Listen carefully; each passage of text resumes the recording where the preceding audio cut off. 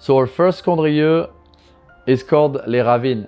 Les Ravines is a name we invented because it's not a lieu-dit. This is the blend of 4 different parcels. Ravine is the name of the earth going a bit crazy when it rains a lot. Makes some crazy hole in the ground to remind us that these hills are not so easy to handle. On this Condrieu, we want a lean and fresh Condrieu. We do a blend. We age it 60% still, 40% old oak in 400 liters barrels. Second Condrieu, Cœur de Ronchard. Ronchard is the name of the lieu-dit, of the parcel. In this wine, we isolate the harvest batch from the top of one parcel, La Ronchard. It's a bit richer to the palate. 60% still, 40% oak, 1 new oak barrel into the mix. The main difference of the taste difference is from the grape location. This is what we want to show within our different wines. Third wine, also a single parcel. Vernon is quite famous plot in the Condrieu area. It's one of the few Condrieu that age really well. Here 22 is still a baby. It can go a very long way. Last but not least, this fourth Condrieu, as you can see, is in a different bottle, flute-shaped bottle, as a little tribute to the history of the appellation, where all the Condrieux were flute-shaped bottles until the 50s.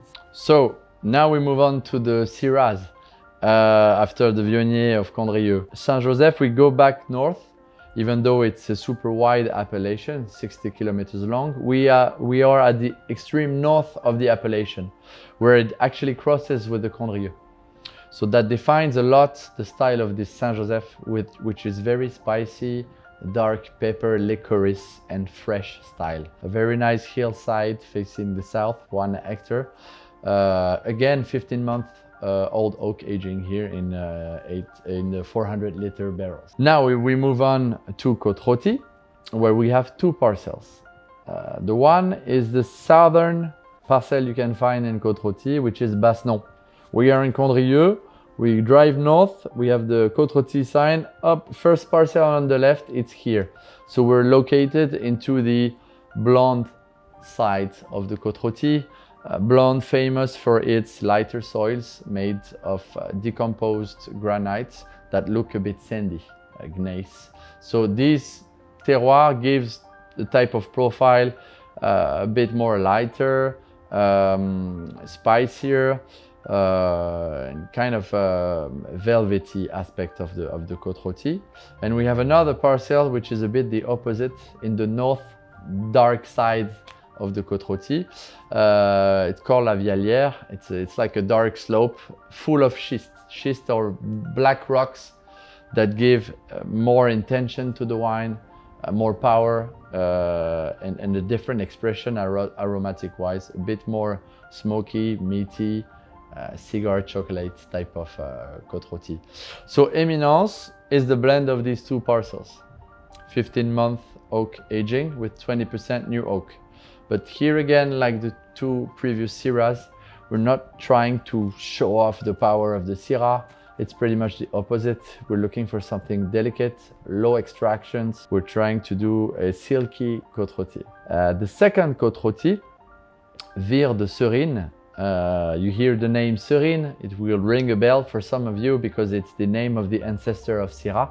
We still have a few of this running into the Côte-Rôtie area. Darker bay with a bit stronger tone spirit. And in the same, so the second Côte-Rôtie, the grape also comes from the 2 parcels we have. We isolate these 2 batches to do this wine with more extraction, more power, and a 2 years aging with a bit more new oak into the mix. So from the 2 same parcels, we have very different profiles of the Côte-Rôtie. From one, the grape selection, the maceration process, and then the length of aging, plus the share of new oak. So yeah, with the same areas, you can work different kind of magics. So the last Côte-Rôtie is called the 400. Why? It's quite simple, because we only do 400 magnums per vintage when we feel the vintage is worth it. In our parcel La Vialière, which is very steep, we ask ourselves, where would the Burgundy would pick up the grapes if they thought of the Grand Cru area.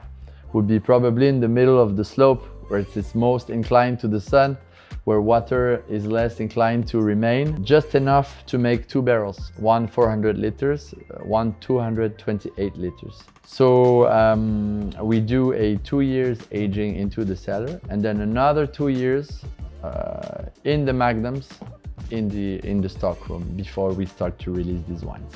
So it gives a very powerful but super elegant Côte Rôtie that can work on the long run.